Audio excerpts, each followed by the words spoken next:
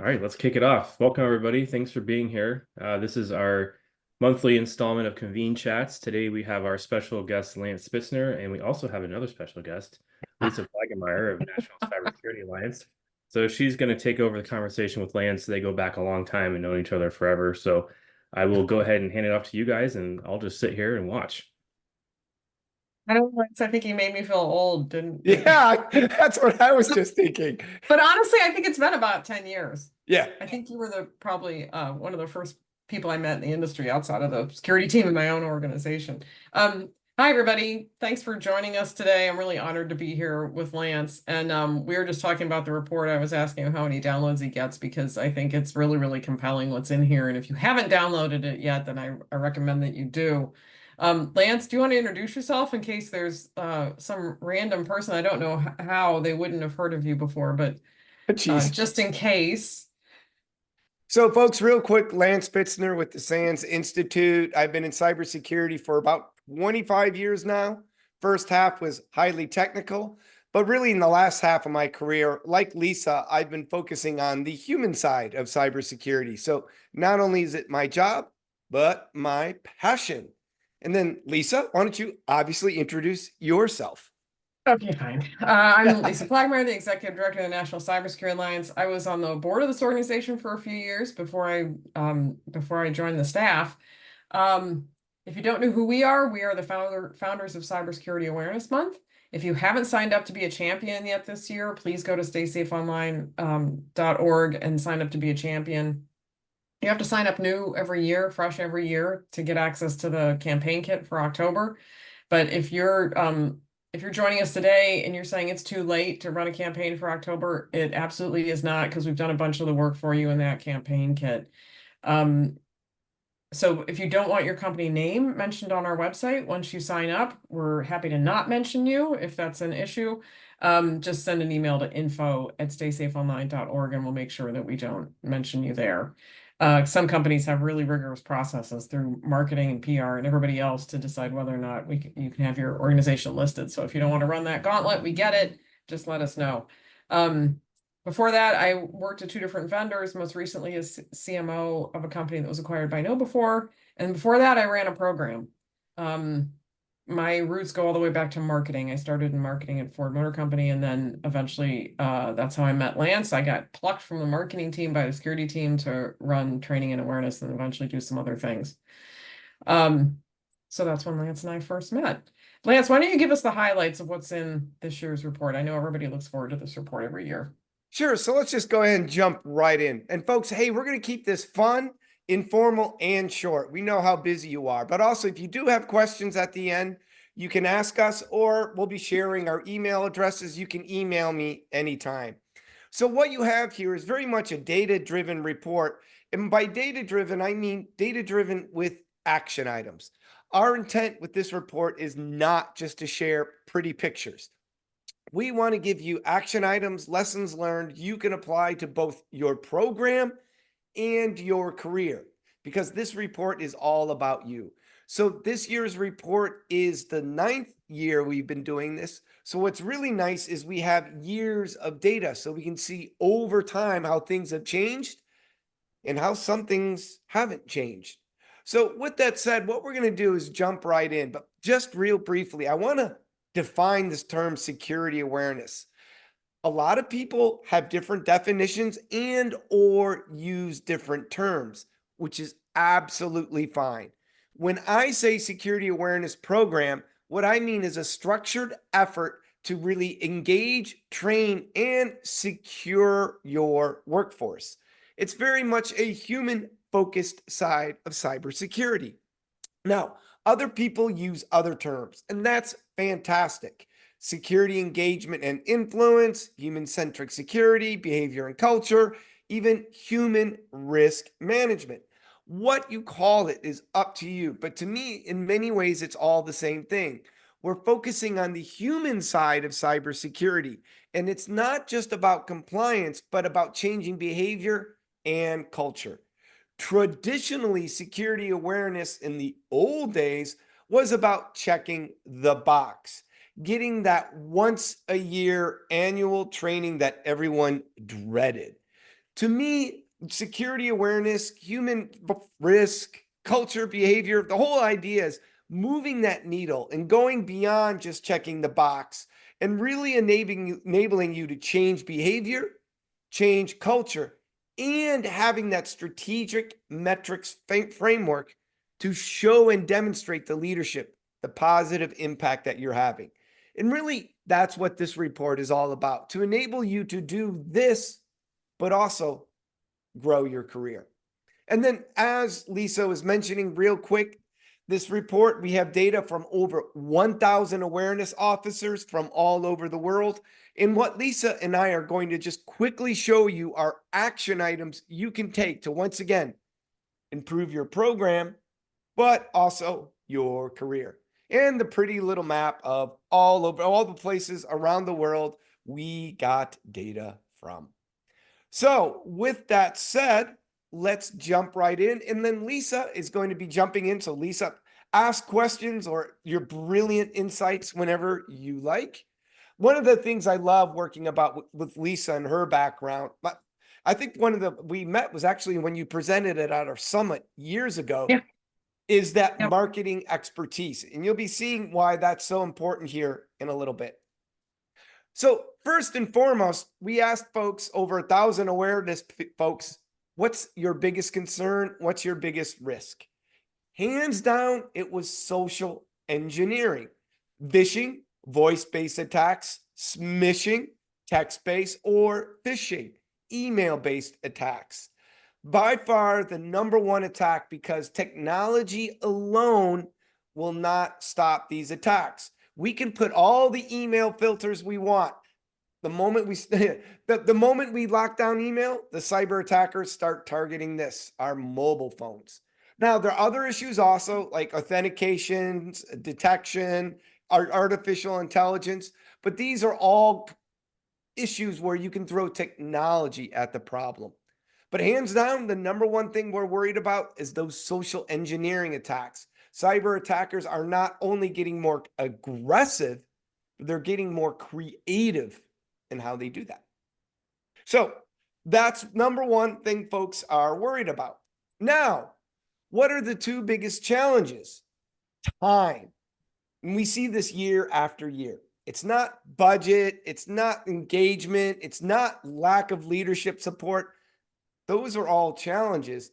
But the two things that are really hampering us is lack of time or lack of staff. Our staff is too small.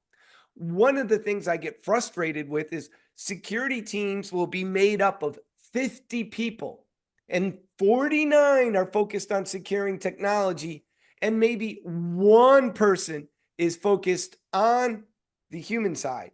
We've got to start addressing the human side also. So Lisa, when you were on the security awareness team for your company organization years ago, how many people were focused on the human side? Me. Team Yeah. of one. One. Yeah, team of one. Yeah. Yeah. But I mean, you can argue that that there's a lot of folks. I mean, even if somebody says they work on, maybe they're a business security officer working on processes, well, processes get executed by humans. Even if they're a SOC engineer or they're a network engineer or something working on technology, that technology gets purchased and installed and configured by humans. So you can make an argument that you're not the only one working on the human side, but you have to make that argument with those people that what they're really doing is trying to influence. I would say that's most true of the AppSec teams that I've worked with, because application security folks have to try and influence development teams to maybe take some secure coding training or slow down enough to include some fixes in some sprints. Like that's a lot of influence. So I know a lot of people feel like they're on an island, but the more you talk to what actually other people in the security team are doing when they're trying to influence the business in a certain direction, a lot of that is about humans as well. So right out of the gate, and we're going to give you some ideas how to address this is, hey, I'm only a team of one. How can I A, grow my team, and or B, how can I grow my impact? And we're going to be sharing ideas with you. Long story short, if you feel overwhelmed, and understaffed. Don't feel bad. So too does just about anybody and everybody I know working in the security awareness world. Now, what are the biggest blockers or challenges in running an effective program? Traditionally, we've always found it to be finance or operations, and it's been like that for years. This year, we gave people a new option. We added another option to who are the most common blockers. And hands down, it's mid-level managers. And this is a theme we've been seeing for years. Quite often, it's actually surprising. Most people are telling me they are getting the senior leadership support they need. The challenge is the mid-level managers, and it makes sense. Senior level, they see the big strategic picture, they understand the importance of security, they buy into it, to include the human side. Mid-level managers are focused on their little world and just their team. And anything they perceive that will slow down their KPIs, those key performance indicators, anything that could slow down them or their team, they see as the enemy. So we're going to show you here also how you can effectively engage your mid-level managers. By the way, this is very common blocker, and not just in cybersecurity change initiatives, but any type of organizational change initiative. Quite often it comes back to mid-level managers are often the biggest blockers. They call it the frozen middle, Lance. The frozen middle, I've never heard that term. Now, how big should your team be? And when I say team, how many people should be on your team dedicated full time to security awareness? We totally understand you may have some folks assigned that help out part time, but how many should be full time? Well, obviously, the bigger your organization, the bigger your team. But also, one of the key things we found is the bigger your team, by team, I mean people dedicated full time to running your awareness program, the more mature your program. Now, it's not linear. For every 10,000 people in your program, you should have one awareness person. And for a variety of reasons why it really is not linear, because at some point, it doesn't matter if you have 50 or 70,000 or 100,000. So many people can only have so much impact. But the one thing, if you want to kind of see it linear, I recommend for every 10 people on your security team, one should be focused on full-time cybersecurity. So if you have 50 people on your security team, 5 of those should be focused on the human side from some perspective. In a perfect world, that's how I would approach it. So it's really hard to say how many people you should exactly have on your team. It depends on your size, industry, tolerance for risk. But in general, the more people on your team dedicated full time, the more impact you can have. As Lisa was saying, a big part of our role is engaging and influencing people's behavior and ultimately their attitudes, perceptions, and beliefs. There is no single technology where you press a button and that happens. This is a people problem, and we need people for the solution. Lisa, anything else that you have on that, or just it's always interesting. I'm excited to get to the parts where we talk about people growing their careers and their compensation and all that. There we go. All right, let's get to the good stuff. I see a lot of people in the attendees today that have been doing this for a little while. A lot of familiar names, and that's probably the goodie that they came for. So all right, so Lisa's like, Lance, hurry up. All right, folks. So what happens here is, first, remember, for your program, a couple of things. Talk to leadership in terms of risk. So what I'm doing is taking 20, 25 years of experience, 10 years of working with hundreds of awareness programs around the world, 10 years of data from the report, all synthesized here into one slide. First, talk to leadership in terms of risk. In other words, don't talk to your leadership in terms of, oh, this year we're going to do 3 campaigns. We're going to do 2 webcasts. I've got 8 lunch and learns, and I've got a guest speaker. If all you're doing, all of that is good stuff. There's nothing wrong with that. But if you talk only in terms of what you're doing, you sound almost like you're in the entertainment business. Go above and beyond that and explain why. When you talk to leadership, you talk in terms of, hey, leadership, did you know the human element is now the biggest risk to our organization? They are the most common drivers of breaches. What I do is help change their behaviors so they act more securely, so we can make the most of technology. So what happens is the biggest challenge I quite often see to our side, our industry, is one of perception. Both security team and leaders perceive us often as in the entertainment business because far often we talk in terms of what we do, but not why we do it.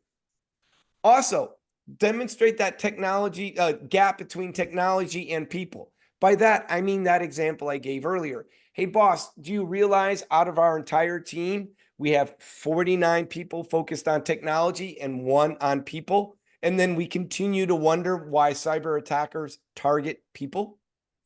Break down your needs. I got this idea. Janet Roberts, she used to run the awareness program at Zurich Insurance. And she said, if you need more people, don't say you need more people. Show leadership all the different initiatives you want to do. Maybe a DevSecOps program for developers, special training for mid-level managers, maybe something for leadership or special outreach, ambassador program, metrics, gamification. Show all these initiatives and then show the number of bodies you'll need to hire for each one of those. So if leadership says, oh, we like this, this, and this, you can tell, well, that's going to take 2.5 full-time employees. Now, the last 2 are probably the easiest ones for you to get a really quick return on investment. First, leverage AI, artificial intelligence. I've built this into all the classes I now teach at SANS. I do multiple webcasts at this. And whenever possible, when I work with awareness officers, I show tips and tricks. We did a workshop on this at the summit in August, the Awareness Summit. Tools like ChatGPT, Google Gemini, Microsoft Copilot is like having an intern at your side 24/7, there to do anything and everything you want. They can help you create content, newsletters, micro videos, things like that. They can help you create business plans, emails, communications, things like that. I'm finding myself using AI almost every day to help me craft whatever I need to craft, and it saves me tremendous time. It's literally like hiring your own intern. Finally, partnerships. Build those partnerships with marketing, build them with communications, human resources, developers. Take time to build trust with those different departments. Not only are they often the gatekeepers to what you want to achieve, they bring a lot of knowledge and expertise you may not have, amplifying your impact. So, some quick takeaways on how to really build your program. This is 9 years of reports, 25 years of experience synthesized into one slide. There's lots of other things you can do, but these are probably some of the most impactful. Can I have one, Lance? Go. I was trying to get to the good stuff, but go ahead, Lisa. No. So now you can take a drink. So we had at our last Convene event in Seattle, we had 2 people that spoke about personal branding and establishing yourself as a thought leader in your organization. So cybersecurity girl Caitlin Zern, and she talked about that like externally and what she does on TikTok and everything. But all those same things apply to inside your organization and kind of making yourself a go-to person. Your CISO can't do it all. Even if you have a business security officer model, they can't do it all. They can't answer every question. And some of the questions they get are really simple things like, oh, I heard about this data breach, do I need to do anything? Does this, like the social security number thing that happened lately where we tried to get an article out really fast to help you if your security team's getting questions, it has nothing to do with the workplace, but they're still going to call and ask a question or submit a question on Teams or Slack or whatever. So making yourself kind of that go-to person for all those types of general inquiries that are coming in, and establishing yourself as a thought leader in the organization. That probably means that if you got a fear of speaking, public speaking, you got to get over that, maybe get some training for that. That was the first thing I asked my CISO for, was I am scared to death to get on stage. And he said, yep, done. Because he was having to do it all. Like, every time we were at an automotive event and somebody, they wanted a speaker on security, it was him. And he was like up to here with doing those, and he wanted somebody else to do them. Well, guess what? That training really helped me then also do meetings inside the company. Kind of building your profile, whatever internal social media tools you're using, understanding, how to use a hook, how to get people's attention if you are doing in-person training or you're just trying to build up your persona. All those types of things can help to build your program. And it also, and this is where I'm gonna give a preview to what Lance is gonna talk about soon. They also help you build your own career and become that kind of go-to person. And we're actually going to be talking about that in the next section, but absolutely. So, for example, as a security awareness professional, a big part of our job is engaging and communicating to our workforce. So we have to be good communicators, something that a lot of security teams struggle with. So, and you'll see this as an example I'll give here in a little bit, is perhaps partnering with your incident response team. Because as incident response responders will tell you, the biggest challenge often in any type of responding to an incident is not the technology side. How did the attacker get in? How do we kick them out? The biggest challenge to an incident is communication. What do we communicate to the public, regulators, law enforcement, internally? How do we respond to inquiries? So these type of skill sets can really help others within the security team and the organization itself. So absolutely what Lisa just said, and that's what we're going to get here into the next section. All right, so average salary. If you took the average salary of every security professional involved in security awareness at a global level, all industries, all regions around the world, and combined them all up, it comes to about $110,000 a year. Now, obviously, it's going to change based on the region you're in and the industry you're in. And obviously, region-wise, here's a big difference. We have average salaries broken down by region. North America having the most, Latin America having the lowest salary. This is about what we've seen trending year over year. So no real big surprises here. What we try to do is look into and say, well, how can we help folks increase that number? So we looked at some of the biggest drivers were in the salaries. Industry was one, but really what was interesting is the background.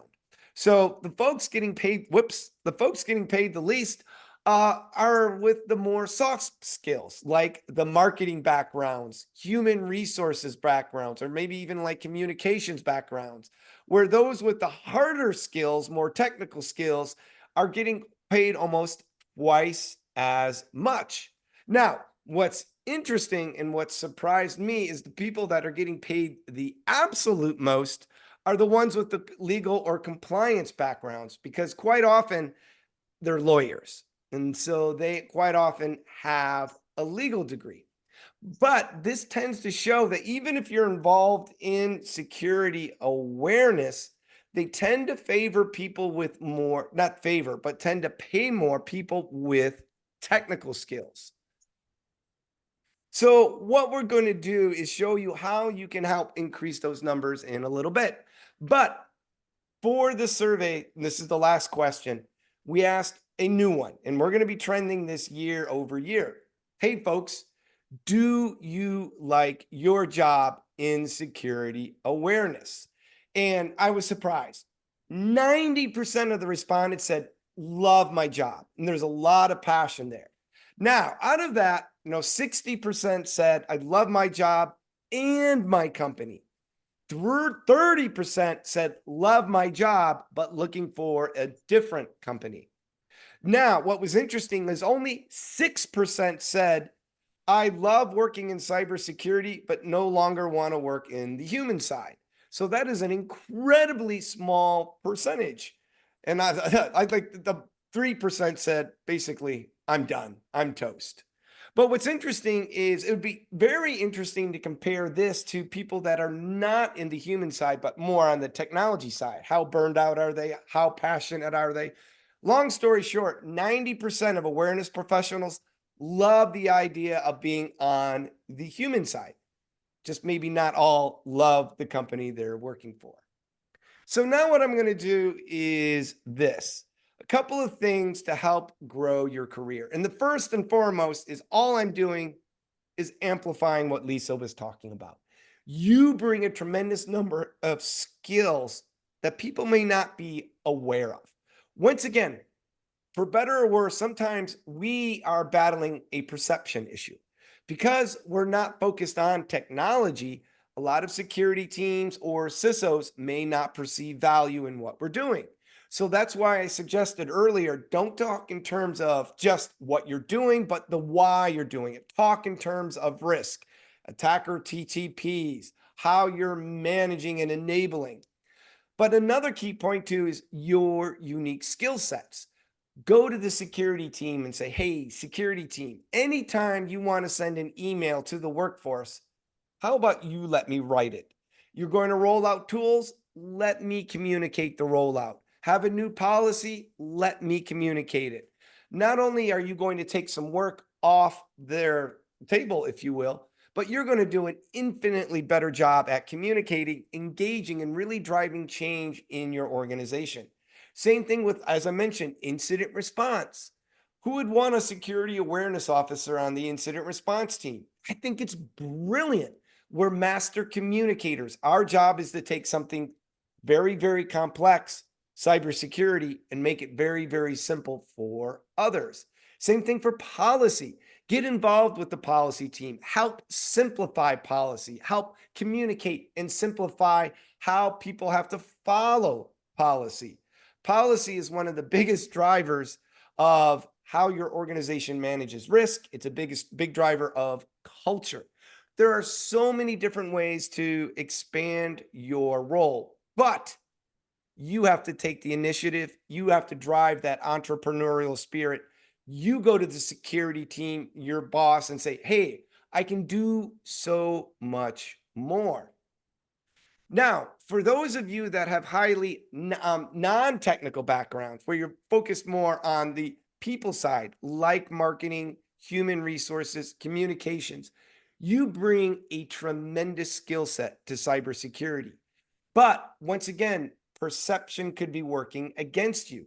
If you learn some fundamental security skills, and I'm not talking about learning coding or command line or Metasploit. I'm talking about just learning the fundamentals of how to speak in terms of cybersecurity. What is a TTP, the MITRE attack model? What is the NIST cybersecurity framework? If you can talk in these fundamental security terms to the security team, to leadership, you're going to get their buy-in, you're going to grow your credibility, and once again, you'll get more opportunities.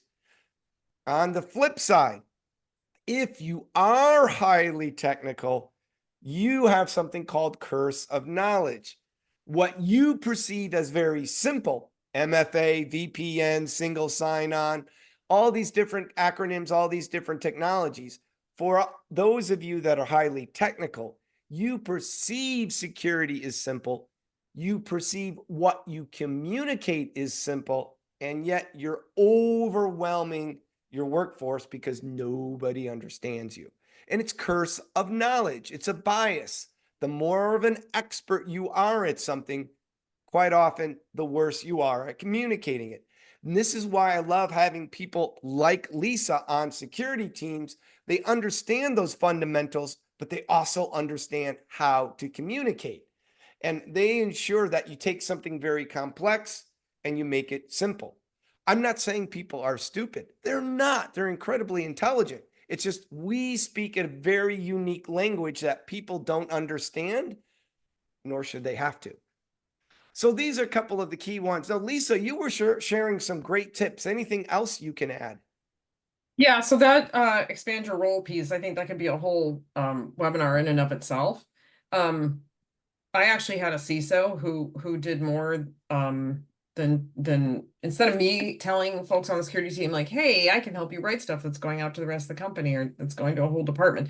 He actually told everybody, if we're going to send anything out beyond the four walls of the security team, it's going to be reviewed by Lisa before it goes anywhere. So I had a mandate from the CISO, which was really good because he just saw over and over again how we were shooting ourselves in the foot by which is funny because what's his last name? It was problematic because if we send out communications, then that doesn't help our relationship with the business.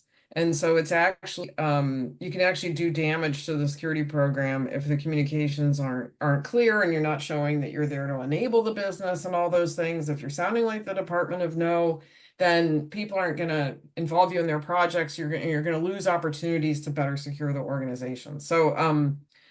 So that's what was behind that, and that included like any kind of pop-up message that was going to come from, I don't know, a DLP tool saying you're on the verge of a policy violation or something, like anything that everybody was going to see or a department was going to see, any large group of people that was more than just an email to a few folks.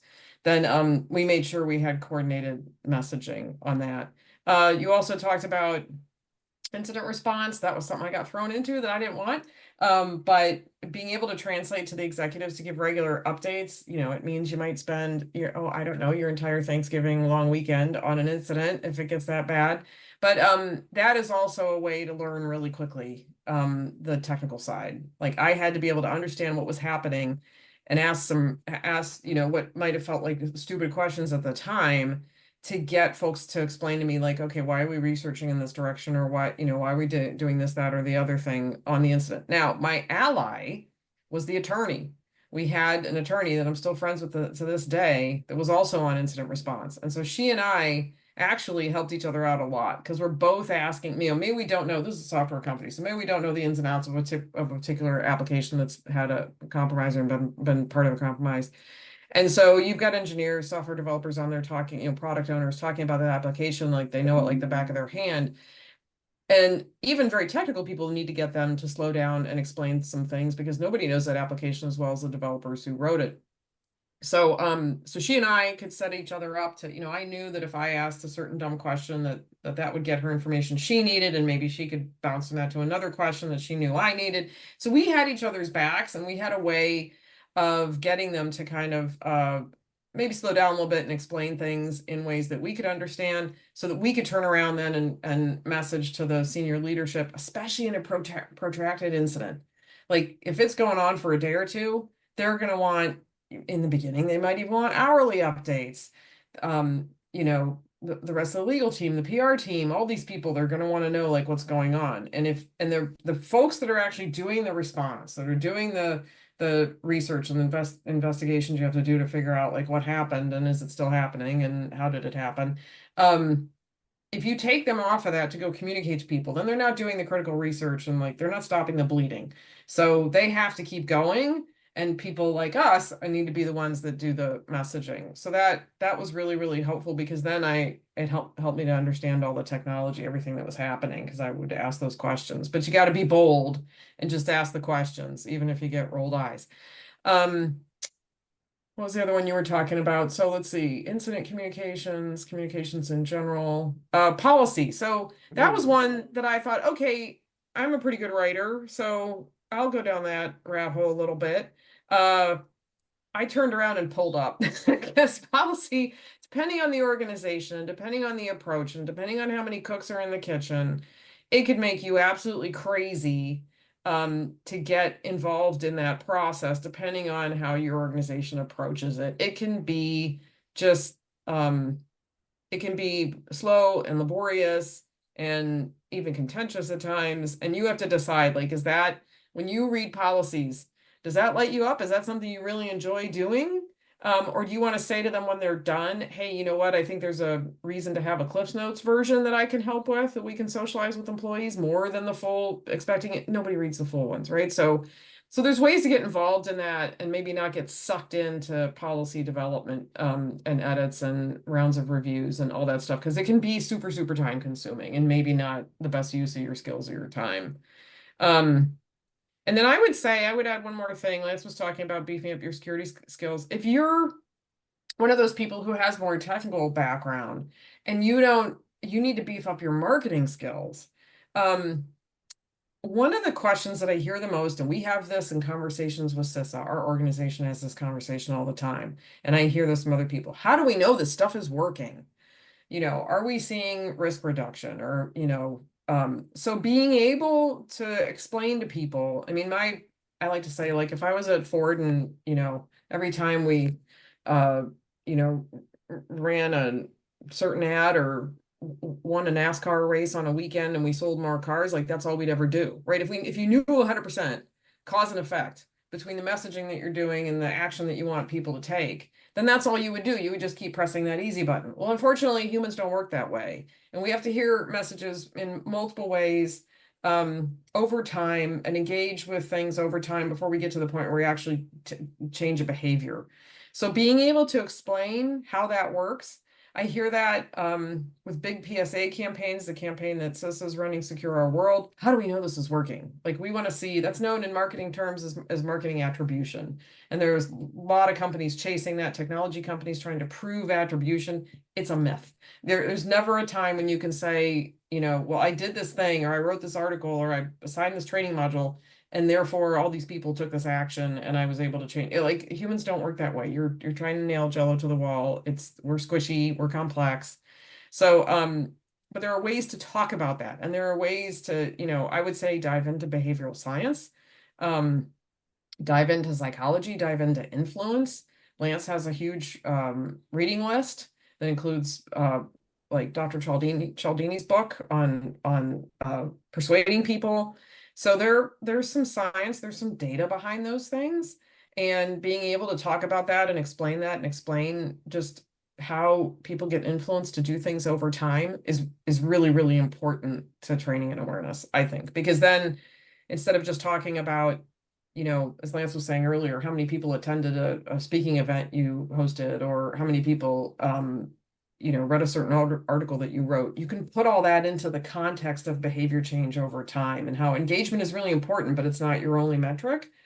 But even being able to talk about engagement the right way and show that you're kind of, I think I gave a talk a long time ago, Lance, at SANS, about the sales funnel, how you're kind of pulling people through that sales funnel and getting them to the point where they're more engaged and start to become more security aware and start to change some of their behaviors. Hey, Lisa, how about we start wrapping things up? Sure. I'm actually really interested in some of the comments here. There's some really interesting things in the chat. Makes me think we should do this again, Lance. So, folks, we're going to go through the questions real quick, but if you have more questions, please reach out to me. This is my email address, or just everything that Lisa was talking about. I actually teach a 3-day class on that, LDR 433, where we go into metrics, engagement, the science, how do we prove it? What do we do? How do we measure? All that good stuff. So 3-day course, and some of you have already mentioned, I noticed the SSAP where you can earn that. So let's see, Timothy, where's this reading list that you, so Timothy, I can go ahead and share that in another list. It's a combination of the 2 courses I teach. I've got about 15, 20 human-focused books. As Lisa was mentioning, changing human behavior is not new. Why reinvent the wheel? There are decades and decades of science and research we can leverage to apply to our world. And happy to share that reading list. I'll share that with the Convene, with Lisa and team. And then Timothy, they can share that when they share the slides. You can actually take Dr. Cialdini's Principles of Persuasion workshop, POP workshop, and I think he's getting up in years. I don't think he teaches it personally anymore. I think I was one of the last people to be able to take it directly from him, but they've got a whole staff that teaches that workshop as well. And it's mainly for sales and marketing people, but it's great when you apply it to security. Yep, and yeah, the Cialdini's up there, but there's a lot of others to add. But what's interesting is when you start reading all these, like Daniel Kahneman, Thaler, and Sunstein, the whole idea is they're all really saying the same thing. They just bring it different perspectives or different approaches, and the whole idea is combining all that and synthesizing it for our world. So, any Cliff or Lisa, any quick questions No, the want to other reference? resource I'll add real quick is something called Nudge Stock. So this is done once a year. It's a full day virtual event out of, well, there's an in-person component in London. It's from Ogilvy, the Ogilvy Behavioral Science Group. And they don't talk about security, but they talk about how to nudge people into behavior change. And there's some recorded sessions out there every year. Nudge Stock was like, I don't know, a month or two ago now. But they've got some really, really great content and great speakers as well. By the way, the book Nudge is written by Thaler and Sunstein, and Timothy, that's one of the books in the list. But I'm going through the questions right now. Somebody mentioned how they love to work with policy. Absolutely. Yeah, Oh, so we'll email everybody a follow-up from here, and the recording will be there. And then we'll also send up our own follow-up with the slides and some notes from today. There was one more question from Mauricio. What strategies can be implemented to improve partnerships between security awareness teams and cybersecurity teams? 2-minute answer. Yeah, I was going to say real quick, if you're on the security awareness team and you want to build better relationship with other people within the security team, like incident response, the SOC, EDR, endpoint, things like that, it's just start talking to them and asking them how their world operates. Go up to, hey, I want to learn how EDR works. Can you explain it? Hey, how does cyber threat intelligence work, and explain it. But then share with the team, my job is to make your life easier. What about our workforce drives you nuts? Let's say I can wave a magic wand and fix those problems. Let me know what those problems are related to our workforce, and my job is to help solve them. And when those security members realize you're here to make their job easier when it comes to the workforce, you're going to become their new best friend. Yeah, the other thing I did was I seeked out somebody on the security team, a guy in the SOC who I said he spoke Lisa. So he could explain anything in language that I could understand. Because every once in a while you're gonna find somebody and they start explaining things and you're like, I am not following this at all. and the communication isn't their strong suit. So so I try and seek out people that speak your language on the security team so that you can understand what they're talking about. All right, I think we're good. Anything else? Lisa, Lance, thank you guys so much for taking time to present to all the folks here. I know it's a lot of appreciation coming through on the comments and just fantastic stuff. Really great. Thank you again, and we look forward, Lance, to having you on another one sometime soon, I hope. Sounds good, Cliff. Thanks, Lisa. Have a great cyber. Thanks, everybody. Everybody. Thank you. Bye-bye. Bye.